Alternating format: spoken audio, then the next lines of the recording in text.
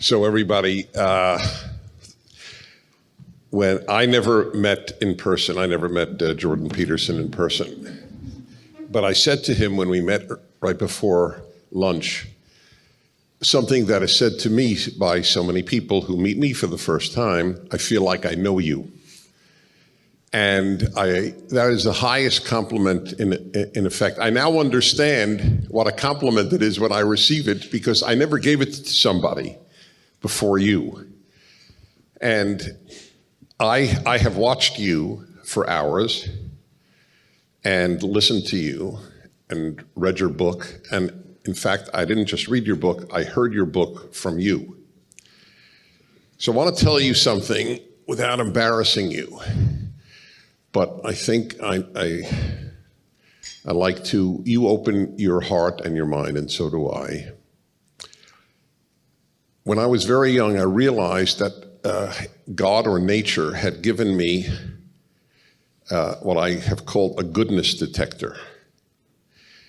And I always knew when I was in the presence of a good person, because that's all I really care about. I think brains are wildly overrated, wildly. That's why I think you're not bright if you join Mensa. Why you would want to announce to the world your IQ is so bizarre to me that I'm sure there are nice people there, but I don't understand it. But I always picked up that, and I've always been right. I'm batting 1,000 essentially. And when I heard you read your book, the passion comes from, I just want to help people lead a better life. And it's really, it's quite overwhelming. You didn't just read that book. I won't say you sang it, but I like that you use music. I'm very much into music too. So this is the man that I'm honored to have this dialogue with, because everybody knows you're bright, but I know you're good. So I wanted to state that at the outset.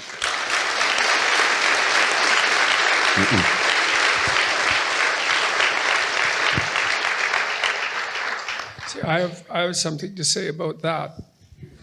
Good. That's good.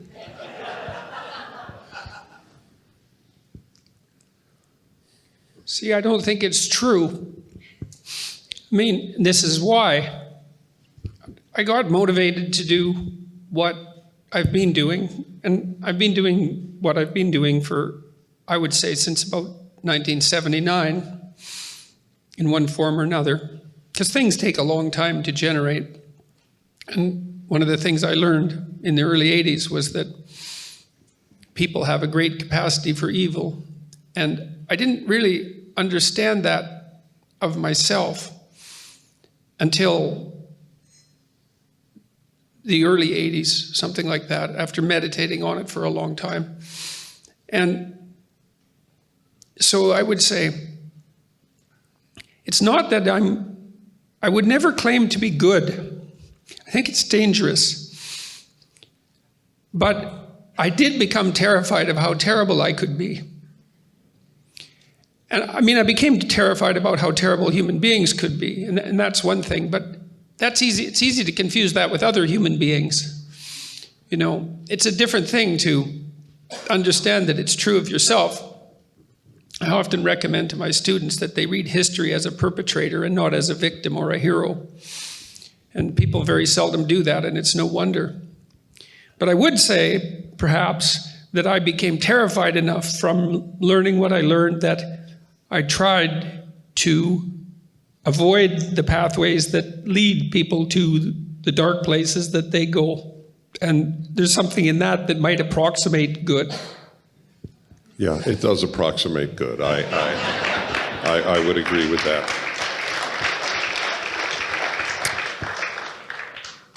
The parallels between us are so eerie to me that in my book on happiness, which came out in '99, I actually have a chapter on the necessity of having a tragic view of life. And then I hear you speak of, like just now, this tragic view of life. And ironically, if you don't have that, you can't be happy. So it's just another example of this, and that you're getting this message out. If you want to comment on that, please. If not, I'll go on. You are such an, I watch you and you're such an intense listener. I don't know when you're going to react. So if you... Well, there's this old idea. You all know this idea. It's an idea that's expressed, for example, in the classic Disney movie, which I really like, called Pinocchio. And you know, when Pinocchio is attempting to free himself from the forces that manipulate him as a puppet and to become an autonomous being, he is required to go to the darkest place to find the worst monster and face that voluntarily. And in doing so, he rescues his father. And that's a very old idea. I don't know how old it is. It's one of the oldest ideas we have in written form, and there's no doubt that in its pre-written form, it would be tens of thousands of years older than that.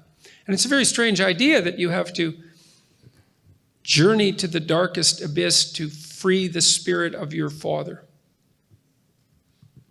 But there's a reason for it, and it has to do with the tragic view of life, which is that you can't discover what you're capable of being or withstanding, and those are the same things, without, if you hide away from any of the things about life that are terrible but true. And the reason you can't discover who you are without doing that is that only necessity will force that out of you. I mean that from the perspective of learning. If you go work in a palliative care ward, you'll learn to deal with death.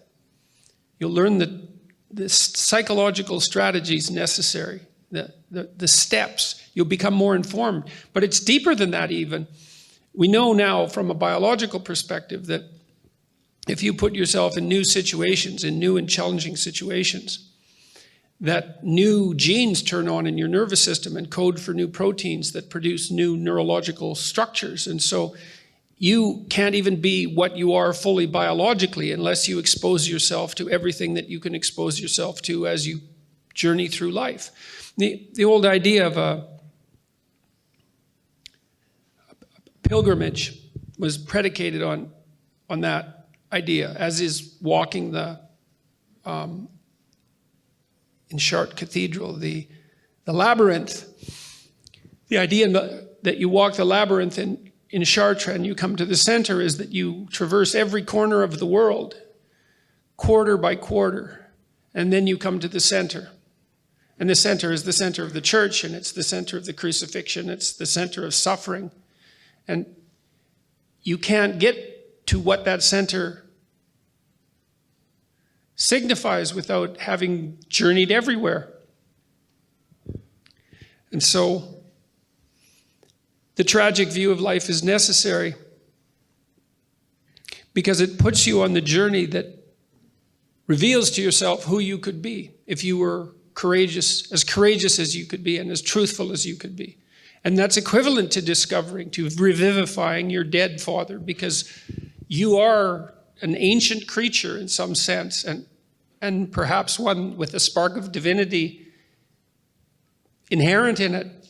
But you will never release that unless you're willing to go everywhere that you have to go, because only necessity will call that out of you.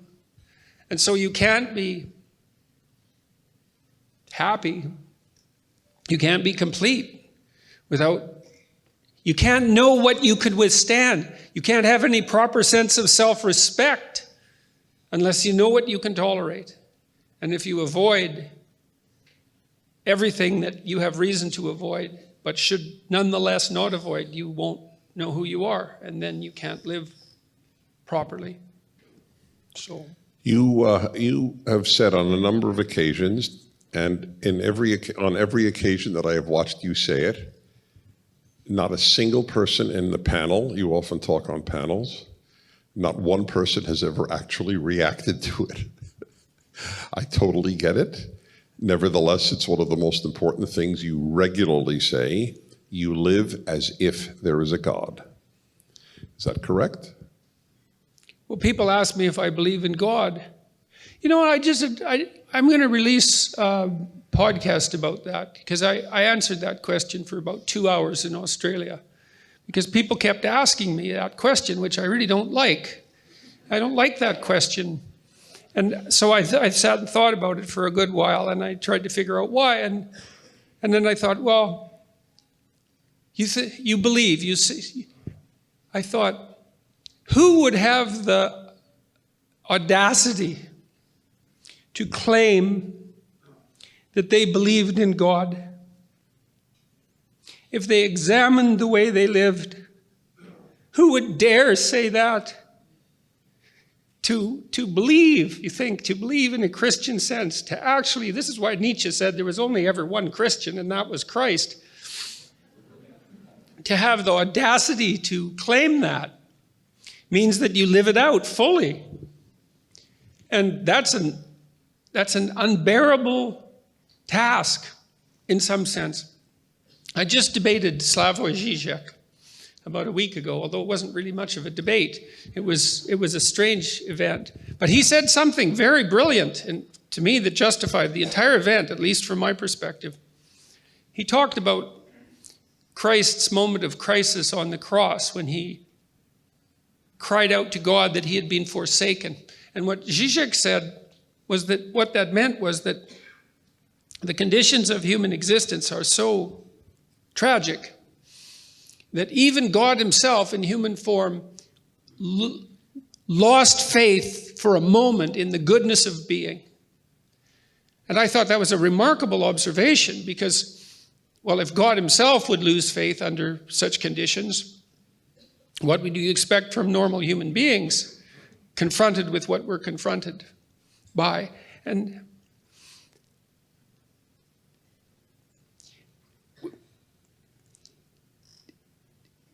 to be able to accept the structure of existence, the suffering that goes along with it, and the disappointment and the betrayal, and to nonetheless act properly, right? To aim at the good with all your heart, right? To dispense with the malevolence and your desire for destruction and revenge and all of that, and to face things courageously and to tell the truth, to speak the truth and to act it out. That's what it means to believe.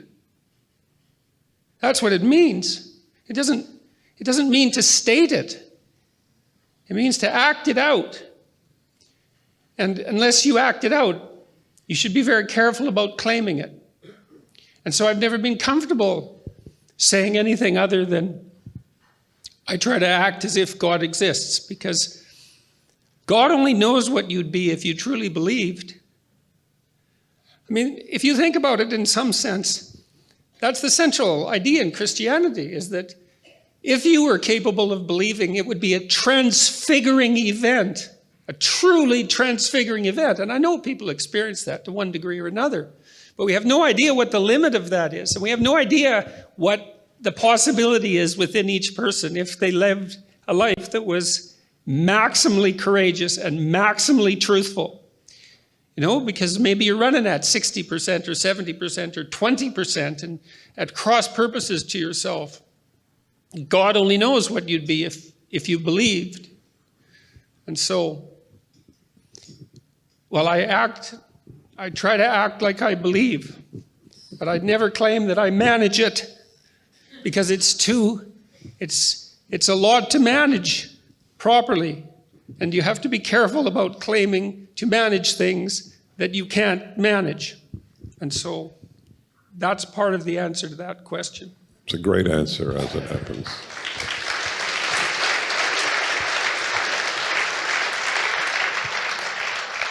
I'd like you to react to something that is very operative in my life. I always tell people on my radio show, and totally feel free to say, sorry, I really don't find that tenable, or however you want to react. My route as an adult to God has been completely circuitous. I have come through the back door. As I wrote 25 years ago, How I Found God at Columbia, I realized in the 70s, graduate school at Columbia, that I was being taught nonsense, literally nonsense, things that made no sense. And it drove me crazy because they were all bright. Bright people taught me nonsense. One day, walking through Columbia, the only time I ever had, I wouldn't say I never had a theophany, but I did have an epiphany. All of a sudden, one of the verses from my yeshiva education in Brooklyn, New York, the cloistered Orthodox world of my childhood, and I don't use cloistered, and I don't like cloistered, but I'm not using it in a pejorative way. I'm just explaining what I had. And all of a sudden, one of the verses that we said every morning in kindergarten, first grade, and second grade, for the first time since second grade, came to my brain. Reshit Chachma Yirat Adonai. Wisdom begins with fear of the Lord. Changed my life. There's no wisdom at Columbia because there's no God at Columbia. And that is one of the ways I knew, without God, look what happens. Without God, look what happens morally, intellectually, in terms of wisdom. And my biggest reasons for belief in God are watching what happens when people don't. So I'd love to have your reaction. Is it C.S. Lewis? Was it C.S. Lewis who said that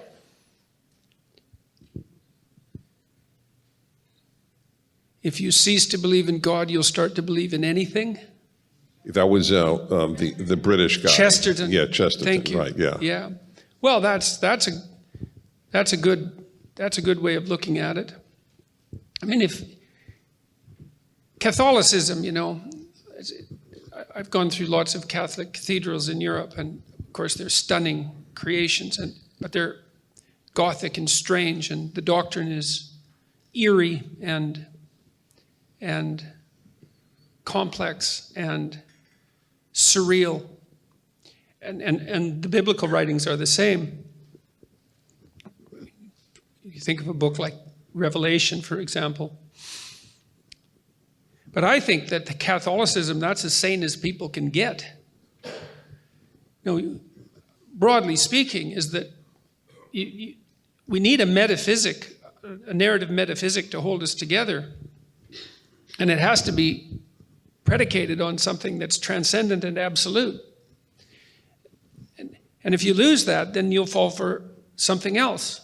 You'll fall for something else. Or you'll fall for nothing, which is no better. And I learned that from reading Nietzsche, and I learned that from reading Dostoevsky. And this is the problem with the rationalists like Sam Harris and the atheists, Dawkins. They believe that if we dispensed with our superstitions, we'd all become Harris and Dawkins.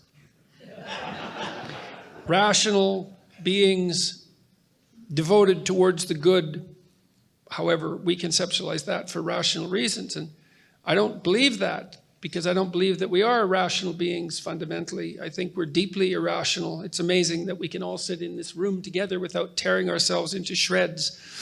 And I mean that. It's really quite a remarkable thing that all of us who've come from all over North America can sit here so peacefully and concentrate on a single thing without any tension or trouble.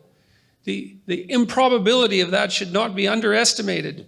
The unlikelihood that might be the case.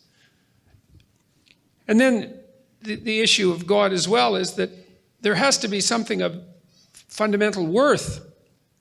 There is something that you consider of fundamental worth.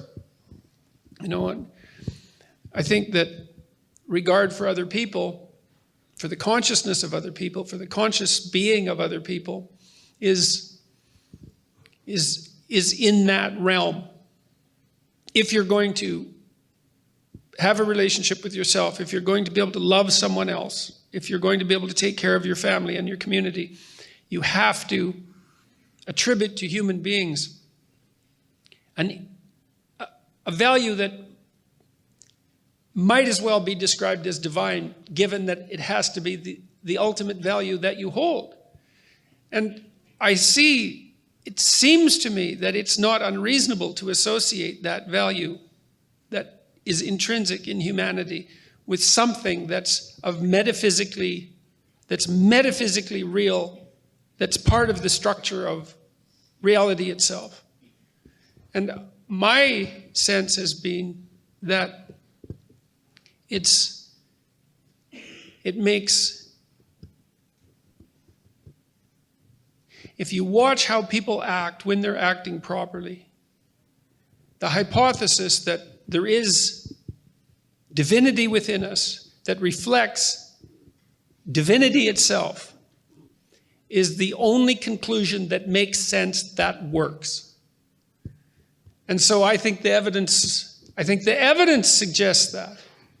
You know, you said, you look what happens when societies lose their bearings. It's like, yeah, that's what convinced me. To the degree that I became a religious person, wasn't as if I discovered God. It was more like I discovered Satan, or discovered the devil, and certainly believed that very powerfully, metaphysically or not. You don't have to read that much about what happened in Nazi Germany, or what happened in the Soviet Union, or what happened in Maoist China, what continues to happen in many places around the world, to be convinced that there's a great darkness. And it seems to me that if there's a great darkness, then there has to be a great light. And the first part of that is true beyond any hope of refutation. And the second seems to be a logical necessity in the light of the first. It's a powerful line that you did. I feel so obviously the same. I want to talk to you about the darkness. So I've often said, all of my life really, that we have a wrong metaphor in calling evil dark, because it's actually so bright that people can't stare it in the face. The number of Canadian or American students at the most prestigious universities who could identify Pol Pot or even the Gulag Archipelago, let alone the Great Leap Forward in China, is so small. The knowledge of evil, it is now up to over a quarter of kids never heard of Auschwitz. It'll be a half very soon. It will be 3/4 in a generation. They don't know evil. At Berkeley, I had a dialogue with 2 leftist students. My last question to them was, do you believe people are basically good? And they said yes. And I said, it's so demonstrably wrong, that belief, that there's only one possible explanation for why you hold it, because you live in such a good country. Yeah, well, that's the goodness of naivety, right? And it's something that's encouraged. You know, you encourage that by producing safe spaces around people. You produce that by sheltering them. You want to preserve that childlike innocence, but once you're no longer a child, it's not childlike, it's just childish. And that's not good, to be a 40-year-old child and to think that people are fundamentally good. It's not that. Good is very difficult. It's by no means the default position. What's the default position? Entropy, catastrophe, tragedy, malevolence, and death. That's the default position. The good struggles up against that. That's no easy thing to manage. To think of that as intrinsic. It's an intrinsic possibility, but it's not something that it's not something that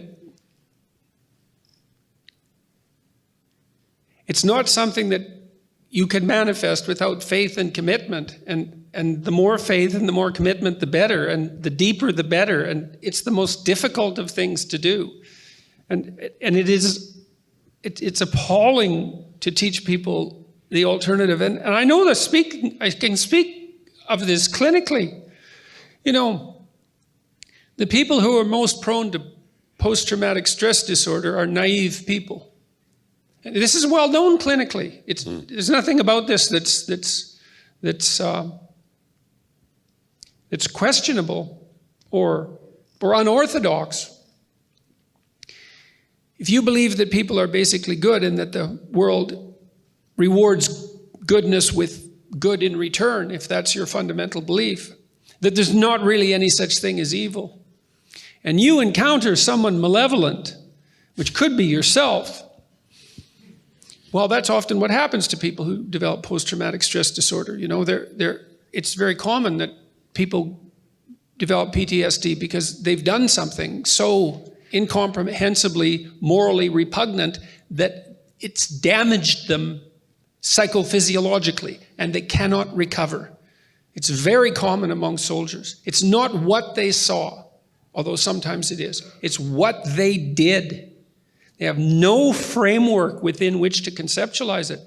If you have no theory of evil, if you have no theory of good and evil, if you have no metaphysics, and someone malevolent touches you, you're done. And so telling people that human beings are basically good and that evil doesn't exist makes them ripe fruit for the picking by the malevolent. And there's nothing about that that's positive. It's mere cowardice masquerading as virtue. It's the devouring mother from the Freudian perspective. I'll keep you innocent. I'll keep you young and naive, and nothing will ever come to harm you. It's like precisely the opposite is the case in life. That is why, by the way, I truly, yep.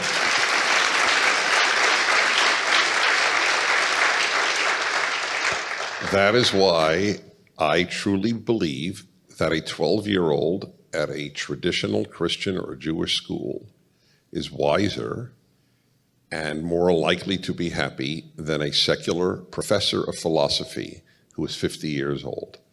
Just because I knew, I went again to yeshiva, so half the day in Hebrew Jewish studies, half the day in English secular studies. I knew at 6 people were not basically good because God said so in Genesis when he decided to destroy the world because it turned out rotten. So I knew at the earliest possible age people were not basically good. And it not only affected my Weltanschauung, my worldview, it made me happy because then I realized, wow, I'm meeting good people. Despite the fact that people are not basically good, I really do have good people in my life. Am I lucky or what? Yeah. Well, that's a really good point, because you see, when I said that it was a miracle that we can all sit here peacefully, right. Like that is how I look at it. Right. I think every day when I walk out into the world and it's not rack and ruins and flames and floods, that it's a bloody miracle. Right. Exactly. I mean it, that we hold this together. Yes. It's not an easy thing to do. Right. And right. Peace, to think of peace as the default position is a form of deep insanity. Like it requires work to maintain peace. And you can't be properly grateful unless you understand how unlikely it is that, well, we're not in the throes of World War III. We're not still in the depths of World War II. That the Cold War is mostly over. That the economic conditions of people everywhere on the planet are improving at a rate that's could only be described as miraculous, and that most things are going in a positive direction. If you assume that that's normative, then you think, well, that's life, and you have no reason to be wide-eyed, to have your eyes wide open in admiration and gratitude at the fact that the worst, which has frequently manifested itself, is not knocking at your door at this moment. Because that's the story of humanity, and not peace and prosperity. So here we have it, and here we should preserve it, and here we should spread it. We should do everything we can to live in a manner that makes that most likely, and we should do that because, well, you said, what did you say? Fear of God. It's like, throughout the Old Testament, it's one story after another, is that people develop societies and they become arrogant and they wander off the path. And as soon as they wander off the path, all hell breaks loose. And if you're fortunate enough to be where all hell isn't breaking loose, you should do everything you can to help ensure that we stay the course and walk the straight and narrow path. So I have a...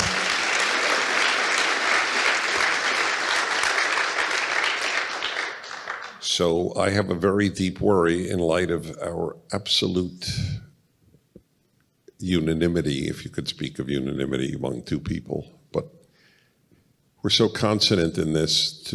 This is shocking how good things are. And yet, in the United States, and I follow Canada a lot, but I'll speak about America right now. In the United States, at least half of young people think they are living in a rotten society. Sexist, intolerant, xenophobic, homophobic, Islamophobic, racist, bigoted. That's a 6-herb, that's my acronym for what I just said. This is frightening to me. And I want to know, is it frightening to you? Well, you know, I always try to give the devil his due. And the idea that the West is an oppressive patriarchy characterized by the sins that you just described is true. You know, if we look through our history, personal or political, there's no shortage of things to be appalled by. But that's not the question exactly, or that's not the issue. The issue is compared to what? No, it was Churchill, this time I've got this right. It was Churchill who said that democracy is the worst form of government, except for all the other forms of government. And I would say that about our societies, is that we have every reason to be awake and cognizant of our errors, whether they're political or economic or personal. But compared to how it could be, and how it has been in many places, and how it is most everywhere in the world, and how it was for much of the 20th century, things are so good here that it's absolutely beyond comprehension.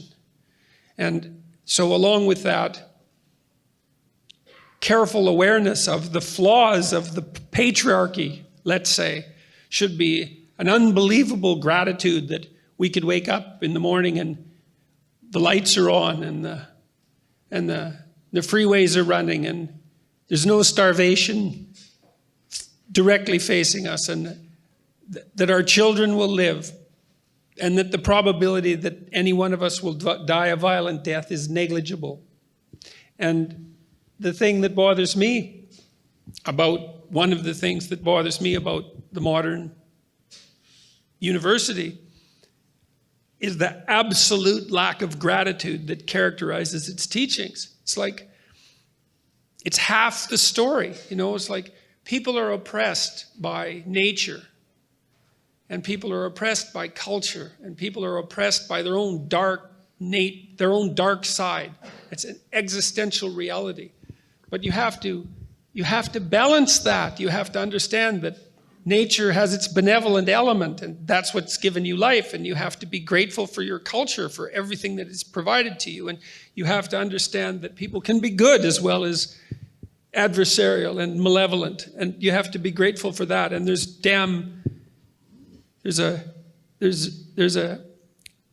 a damnable shortage of gratitude in the modern academy, and that's based on a naivety or a resentment that's so deep that it's almost incomprehensible. A naivety and a resentment and a willful blindness to the reality of history that's so deep that it's almost incomprehensible. So, I'm going to ask you, it may strike you as absurd, but I'm going to ask it anyway. Except for technical knowledge like medicine or engineering, mathematics, obviously any of the natural sciences, law, if all North Americans graduating high school decided, I'm not going to college, would North America be a better or a worse place?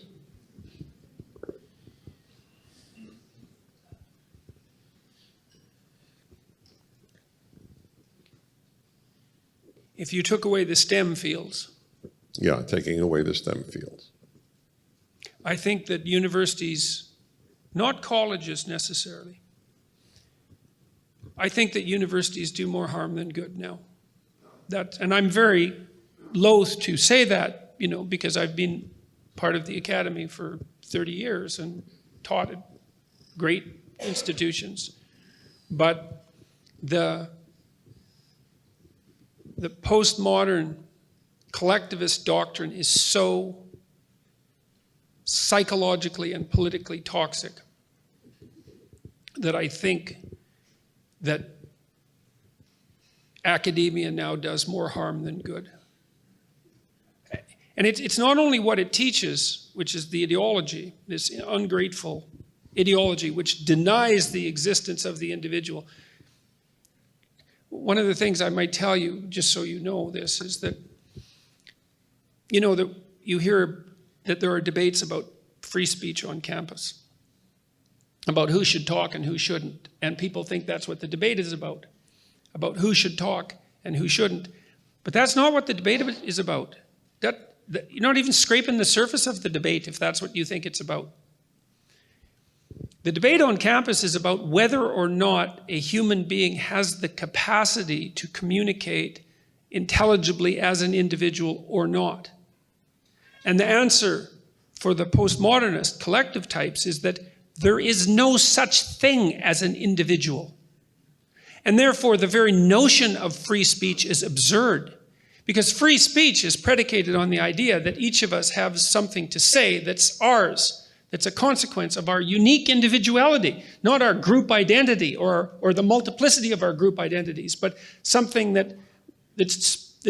something that we have that speaks from our spirit, that can speak to the spirit of another and produce a negotiated peace. And that's what's being debated. The war that's going on philosophically or theologically in the campuses is far deeper than you think. The entire notion of the reality of the individual, which is, I think, also the entire notion of the idea that human beings are made in the image of God, most fundamentally. That is what's being attacked. It wasn't for nothing that Derrida called Western culture phallogocentric. Phallus for masculine, logos, for truth and courage, and centric for centric. That was a criticism from his perspective. The idea of the sovereignty of the individual. If you don't have the idea of the sovereignty of the individual, because there's no individual, there's no free speech. All you are is an avatar of your group interests. And if I'm not in your group, it's not in my interest to let you speak. There's nothing that we have to say to one another. There's nothing but power. It's a Hobbesian nightmare of group against group. And that's the postmodern doctrine. And so to call it appalling is to barely scrape the surface. It's an assault. It is truly an assault on the most fundamental principles by which the West is governed. It's not surface level philosophy. It goes all the way to the bottom. I mean, this is partly why I've been concentrating on religious themes in my lectures, let's say, because the argument goes all the way down to first principles. Is the idea of the sovereignty of the individual correct? The Western answer is, it's the great discovery of the West. The Western answer is, that's the most fundamental truth. That is exactly what's under assault at the universities. The reason that the collectivist types hate me is because I've got their number. I know what they're up to.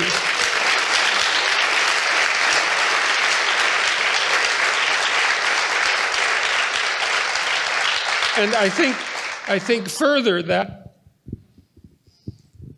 they do not wish to shoulder the unbearable responsibility of being a sovereign individual.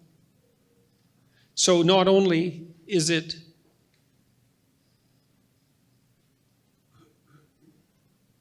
and that accounts for the cowardice And that accounts for the attempt to weaken the spirit of the people that they're teaching by overprotecting them. They're not willing to take on the responsibility. And the fault has to lie elsewhere. And I think that's a good judge of someone's character in general. It's like, well, the world is in a messy state, let's say. And the question is, whose fault is it? And the answer is, yours. That's the right answer. It's not the patriarchy. It's not some identifiable group. It's not some structure that's gone wrong, even though those things can go wrong. And that's the other fundamental truth of the West, is that things would be a lot better if you were a lot better. And you have to decide if you're willing to accept that. And you have every reason not to. It's a terrible thought. You know, it was Solzhenitsyn, I think. This is a paraphrase, but it's close enough. He said that one person who stopped lying could bring down a tyranny. And that when I first read that, I thought that can't possibly be true. And as I understood it, I thought that can't possibly not be true, because the only thing that can break the spine of a tyranny is the truth. And the only way that the truth can be told is that some individual tells it. And so it's necessarily the case that tyranny is broken by the truth of the individual. But then the question is, well, is it going to be you that's going to do that? It's no trivial thing. You know, people come and tell me very frequently, and they write me and they say, well, you know, I agree with what you say, and this terrible thing is happening in my workplace, and, you know, I don't know what to do about it, and I don't want you to make my story public, and because of the potential for repercussions. And I think, yeah, well, I mean, I understand your position. It's no joke to stand up when the amateur totalitarians are knocking on your office door. But if you don't, then sooner than you think, it'll be the professional totalitarians, and then you'll be in the sort of trouble that unless you've tried to imagine it, you can't possibly imagine. So, in the minutes remaining, I'm going to ask you a few personal questions, as I did with the late, great Charles Krauthammer at one of our weekends, because people like, including me, are just fascinated. So here's one. What was the city in Alberta you grew up in? Well, it wasn't a city. Exactly. Okay. It was a little town. It's called Fairview. It's Right. about 800 miles north of the American border. So it's a long ways up there. Right. So how often, if at all, do you think, when people stop you at airports and you go around the world lecturing, Jordan Peterson from Fairview, it's hard to believe. Does that happen? Well, I live in a constant state of disbelief. I mean, I'm dead serious about this. Like, I think it's a form of post-traumatic shock in some sense. I mean, my life in the last 3 years has been just a continual series of surreal impossibilities. I mean, on the one hand, I've been involved in a political scandal of some sort for a good year and a half. It was at least twice a week. And then for the entire 3-year period, it's been at least once a week. It's nonstop. And sometimes it's national, and sometimes it's international, but it's continual. And so I'll give you an example. This is a funny little story. My son came over one day about a year and a half ago, and I was having a kind of a rough day because 200 of my colleagues at the university had signed a document trying to get me fired, and then they gave it to the union, and the union presented it to the administration without even informing me, even though I'm part of the faculty union. And so I said to my son, Julian, 200 of my colleagues today just signed a letter saying that I should be fired. And he said, oh, Dad, don't worry about that. It was only 200. And I thought, well, that's where we were at. You know, it was like, oh, that was a light day. That was okay, you know. And then so there's that, and the fact that it doesn't quit. That's another thing I can't understand. It's like, you know, all this blew up around me around Bill C-16, and I thought, well, I've had my 15 minutes, and then it was like, well, I've had my week, and then it was like, oh, I must have had my month, and then. But none of that happened. It just kept expanding and expanding and expanding and expanding and expanding. And every day I wake up and I think, well, this is going to come to an end, but it doesn't. It just expands. And that just doesn't seem credible in the least. Every time I come to an event like this, when I was in Australia, I was speaking to audiences of 5,500 people. And it's like, how in the world can you believe that? It's like, you heard what I just said. Who in their right mind would come and listen to someone who just told you what I told you? You know, it's so dark and it's so demanding.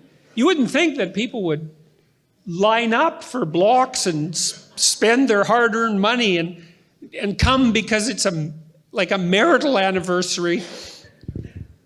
That's what they say. This was our anniversary present to each other. I think you people, you're completely out of your mind.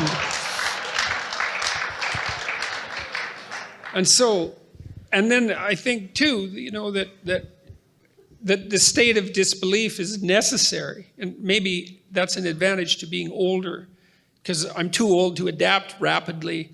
And this isn't the sort of thing that you should adapt to, right? I should be in a constant state of shock disbelief because it keeps my head on straight. I don't know what's going on exactly. I don't know why it's the case that what I'm saying is so necessary, apparently. But it seems to be, and I'm trying to figure out why, but I'm certainly not for a second. I think I take very little for granted. And I think I take even less for granted than you might think. I told you that I don't take it for granted that you can all sit here peacefully, you know, and that is how I look at the world. Is that if it isn't burning in rack and ruins, then I think it's a bloody miracle. And the fact that things have gone well for me, and that I'm still standing, which is also a miracle of sorts, you know. I mean, there were probably 30 different scandalous episodes that anyone with any sense would have thought would finish me. And they've all backfired. And that's also...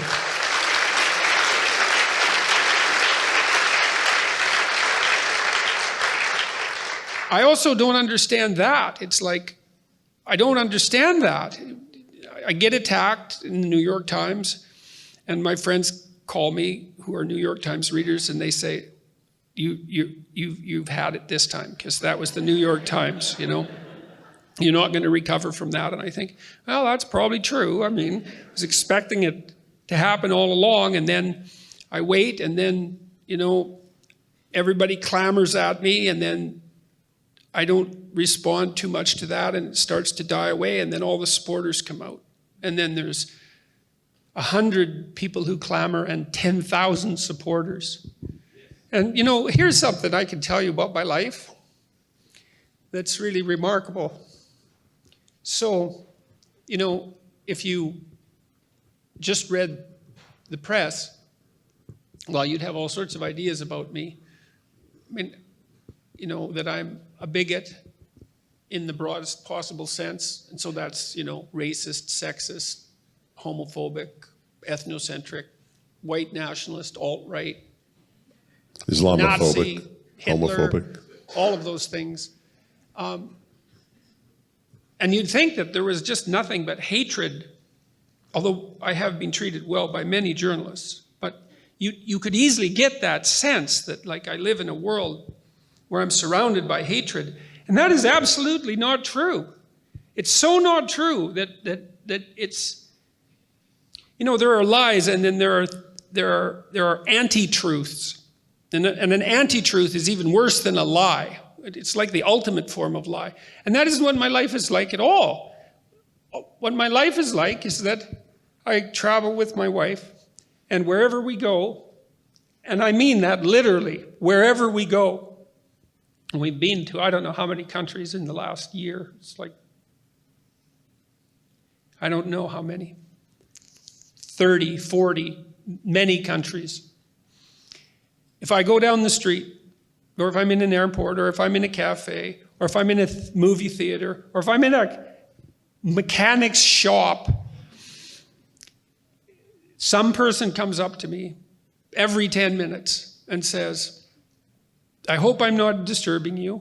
And they're very, very polite.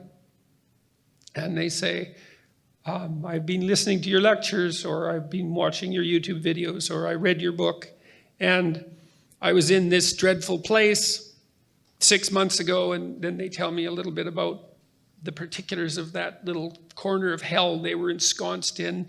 And then they say, well, I've been trying to develop a vision for my life, or I've been trying to take more responsibility, or I've been trying to be grateful for my job, mundane though it may be, or I've decided that I'm going to try to put my family together and make peace, and I've really been trying, and it's really working, and things are way better, and thank you.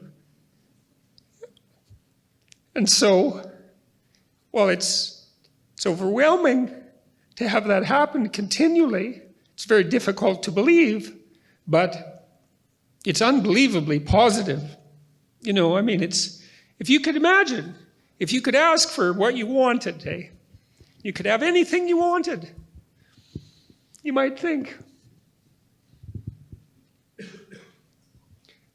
it would be lovely if I could live my life in a manner so that wherever I went in the world, perfect strangers would come up to me, one after the other, and tell me that they're suffering much less, that their families are in better shape, and that their lives are on course because they took to heart something that I was communicating. That's as good as it gets, as far as I can tell.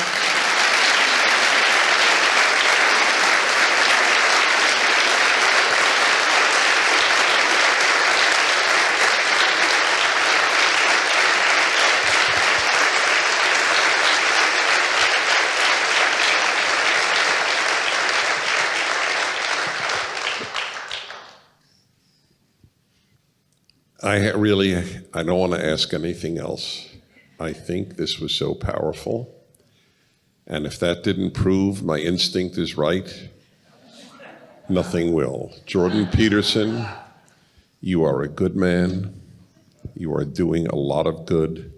I thank God he made you. Thank you.